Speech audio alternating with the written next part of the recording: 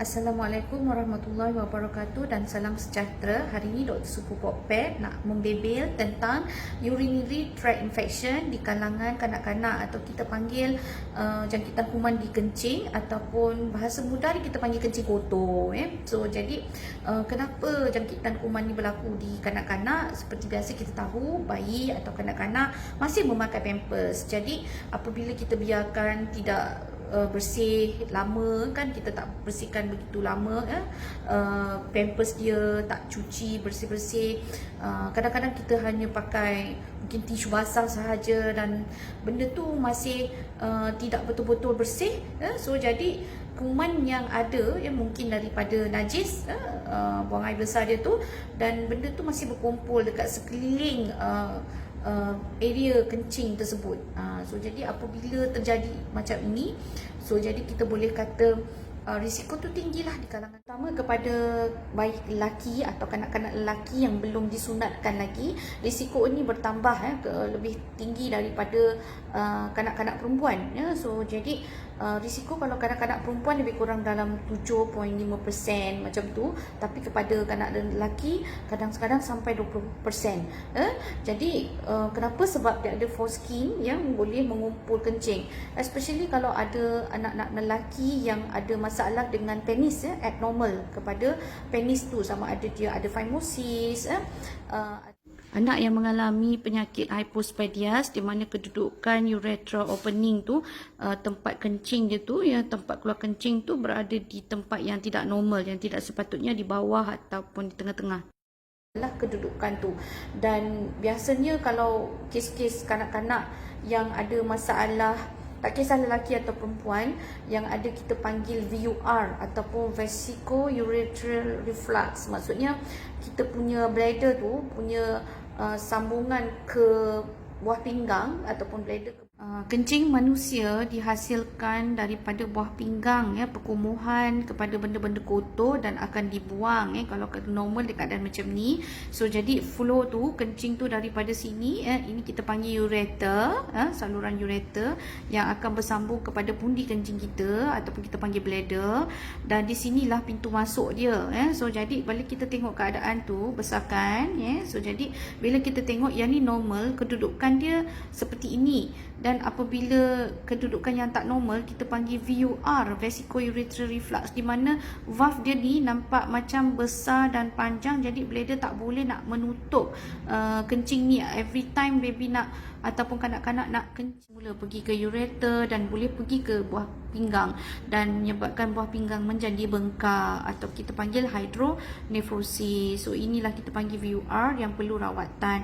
Ada juga kes-kes yang dimana kita panggil PUV ataupun PUV ni adalah posterior urethral valve, selalu berlaku kepada kanak-kanak lelaki di mana peletakan urethral valve tu dekat sini tidak normal sehingga menyebabkan kencing tidak keluar dengan baik, dan biasanya bayi seperti ini dia tidak normal, berat tak naik. Kalau di kalangan kanak-kanak, ramai ibu tak tahu apakah gejala yang dialami oleh kanak-kanak ini yang mengalami masalah jangkitan kuman di kencing, ataupun kita panggil kencing kotor. So jadi apakah tanda-tanda kanak-kanak mengalami masalah kencing kotor ini? Ialah selalunya dia akan demam atau muntah-muntah, dan juga kadang-kadang dia ada sembelit, sebab pundi najis dan pundi kencing berada bersebelahan.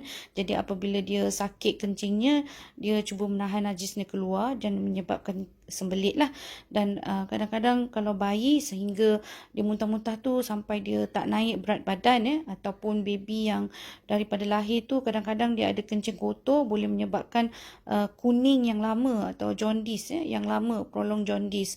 Dan kalau setengah budak yang besar, dia boleh mengadu sakit perutnya di bahagian kita panggil suprapubic sehingga ke pusatnya, dan dia akan juga mengalami masalah kencingnya sedikit-sedikit, tidak lawas, dan selalunya kencing itu kadang-kadang berwarna sangat terbit, ataupun kita panggil dia cloudy, atau sangat pekat, dan juga warna tea coloured urine. Dan gejala biasa, kadang-kadang budak ni dia merasa sakit masa nak kencing. Kita panggil dysuria, iaitu dia sakit semasa nak kencing dan kadang-kadang menangis. Ataupun dia akan mengadulah sakit. Kalau yang dah besar mengadu sakit. Kalau yang baby tu macam menangis je, cranky. So jadi ini kadang-kadang demam yang tidak dikenal pasti puncanya. Tak ada batuk, tak ada sesama semua, tapi demam memanjang atau on off macam tu. So jadi bawa lah check untuk tengok sama ada bayi tu ataupun kanak-kanak tu mengalami masalah kencing kotor. So biasanya doktor akan tekan-tekan perut dia rasa budak ni sakit dekat sini, keras bahagian bawah ni. So kita panggil sakit bahagian suprapubik, kadang-kadang sampai ke kita punya pusat sakit dia tu. So jadi kena pastikan doktor yang merawat untuk merawat kencing kotor. Sebelum kita bagi rawatan, doktor perlu mengambil test dulu, mengambil test kencing bayi tersebut, atau kanak-kanak tersebut. The best is kencing awal pagi. Sebab tu kalau kita suruh parents ambil kencing awal pagi lah kalau dekat dalam ward kan. Tapi kalau dekat klinik biasa kita ambil je lah, tak kisah waktu bila pun.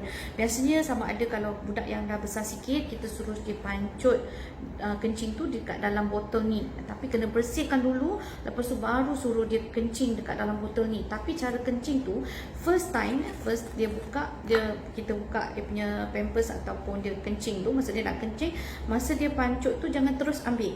Maksudnya tunggu midstream urine. Maksudnya dah pancut lepas tu baru masukkan. Maksudnya yang tengah-tengah tu. So baru kita ambil sikit, lebih kurang dapat sebegini pun dah boleh So dari lebih kurang dalam 10 ml macam tu pun dah cukup So lepas tu dapat banyak lagi bagus So kita akan baby biasanya kita akan pakaikan bag ni bag ni yang dalam ni dia ada bag So bag ni sebenarnya kalau kita buka satu biasanya kita buat sterile, maksudnya proses tu mesti sterile.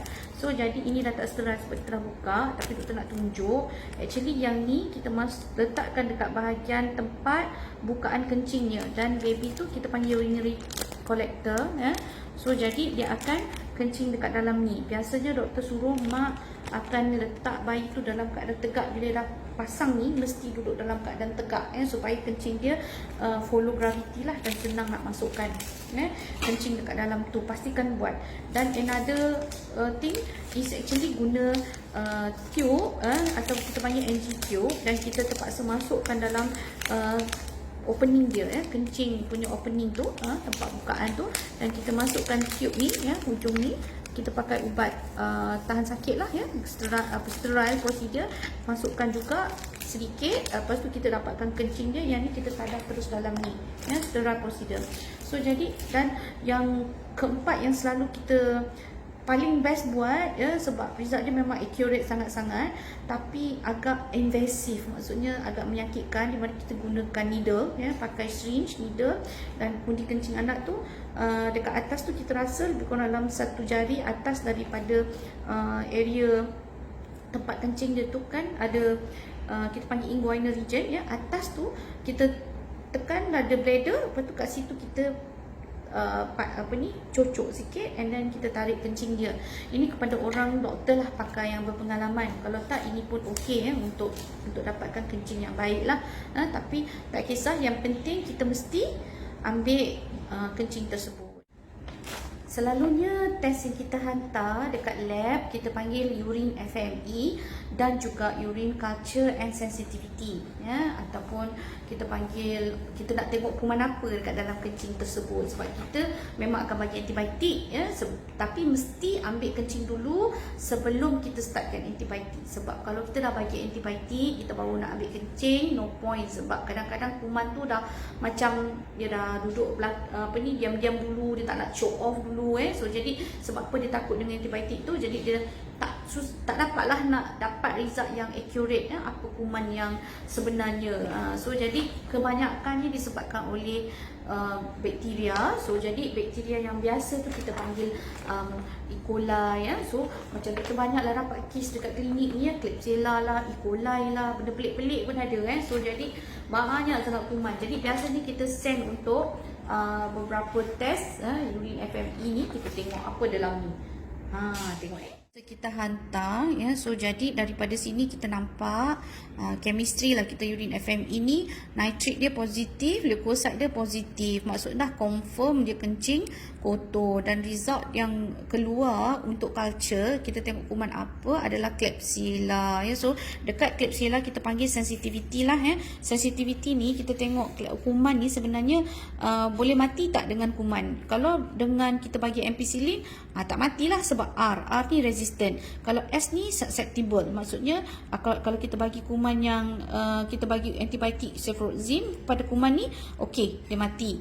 Kalau kita bagi cefalexin, okey kuman ni akan mati. So jadi daripada sini kita tahulah kita punya rawatan ni tepat atau tidak. Kepada pesakit-pesakit yang ada masalah fimosis ataupun memang belum sunat lagi kita ataupun kita galakkan untuk pergi buat circumcision ya, bersunat ni balik sebab bagus, kita buang foreskin tu, kita boleh elakkan daripada pengumpulan kuman-kuman tu di area foreskin ya. So jadi itu akan mengelakkan atau mengurangkan risiko mendapat kencing kotor di kalangan kanak-kanak lelaki ya. So jadi pergi sunat itu bagus.